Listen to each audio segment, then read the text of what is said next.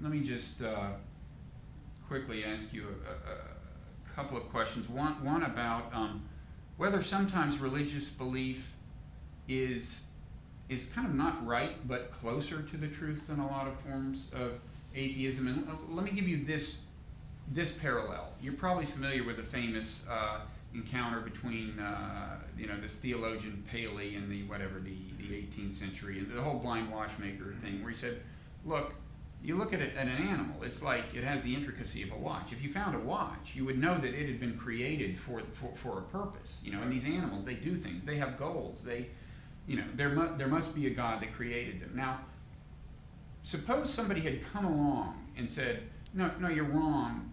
Animals, they were not created by anything. They've always been there. They have no purpose. There's nothing they're designed to do. Okay? Now, as it turns out, the truth is somewhere in between. Natural selection created them and actually did imbue them with kind of purposes. So they have a creator, they have designer, they have purposes. Who would you say was closer to the truth at that point about animals? Somebody, the hardcore atheist, who would have said they're completely without design and purpose, or Paley? Well, I think when you unpack what people actually mean, religious people actually mean by design, by designer and by a purpose, I think the atheist still has to win that argument, and certainly has to win it now in the 21st century. One thing I think that is doing a lot of diabolical work in the dialogue among people who think religion and science are compatible is a failure to make this distinction. What religious people do, and they can be scientists, they can be Francis Collins, when they look at a piece of scientific data, they ask the wrong question about it. They ask, is this compatible with a belief in a Christian God, say? So they'll look at a piece of data like 99% of all the species that have ever lived are now extinct. Okay, and they look at this and they say, well, is this compatible with the God of the Bible? Well, of course it is. The answer to that question is always yes, because who can understand the will of God? Maybe he wanted to destroy 99% of his products for reasons we can't fathom, etc. But if you ask yourself, is this fact suggestive of the existence of an omnipotent and omniscient and perfectly benevolent God? Would any person in his right mind look at the fact that 99% of all the creatures that have ever been created are now extinct, that 99% of the products have failed? Would this lead you to believe that if there is a God, he's omnipotent? Well, no. Or would this lead you to believe that there is a perfectly benevolent God? No. And why would you even think there was a God on the basis of this? And it's true with everything that religious people rationalize. It's true with the Holocaust. Is the Holocaust compatible with God? Yes. Maybe he hated the Jews. Maybe he wanted the Nazis to have a circumstance where they could sin with all their free will. Okay, that you can always rationalize those things, but you would never look at the Holocaust and say, this convinces me that there is a perfectly benevolent, perfectly powerful, all-knowing God looking out for us. And that's a distinction that never gets... I totally accept the argument against an omnipotent and benevolent God, but the question I'm asking is, if two people are addressing the question of whether, in this case they were addressing the question of, do individual organisms, are they products of in any sense design? Do they in any sense have a creator? Do they in any sense have a purpose? One person said yes, one person said no. At the level of the questions as I've asked them, the person who was right was the religious person.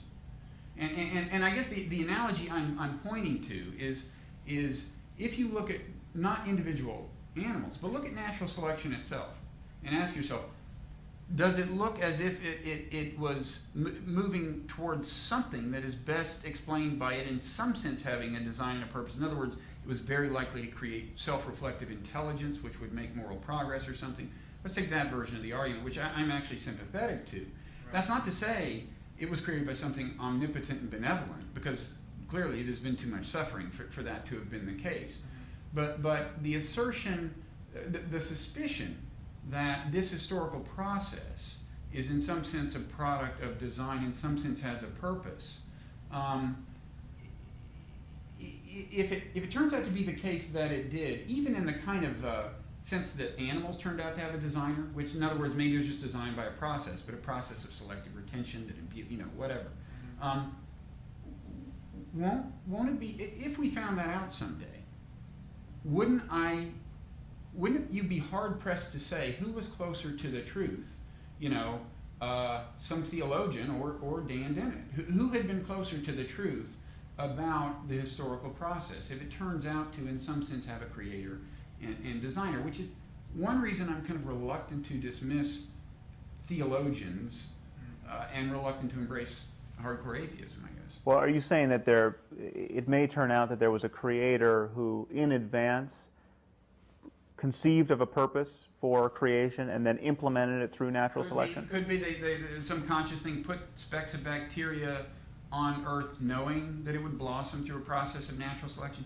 Could conceivably be some process of meta-natural selection. There are actually some cosmologies compatible with this that involve the creation of new universes through black holes or something. I'm just saying, the thing is, I think you actually agree with me that a lot of atheists have an unjustifiably constricted view of the realm of metaphysical possibility. And I guess I'm asking you if they don't have an unnecessarily constricted view of the realm of, in some sense, theological possibility. I mean, we don't know, what natural selection, why it started. But I'm content to leave it there. I don't know, and we don't know, and yet I feel no temptation to fill that gap with any of these clearly these imaginary friends that we as cultures have created. You mean personal gods? Yeah, and so that seems to me clearly wrong. As wrong gets. I mean, it's wrong to put Zeus there. It's wrong to put Baal there, and it's wrong to put Jehovah there. And so let's say I'm completely open-minded about the future deliverances of science. I mean, if we find that we are running as a simulation on an alien supercomputer, if that's the story, the answer at the back of the book of nature, wow, that's a big surprise, and it's going to have to be compatible with the data of our world. And it would be, and it's not a theistic God, but even that would be an intelligent designer.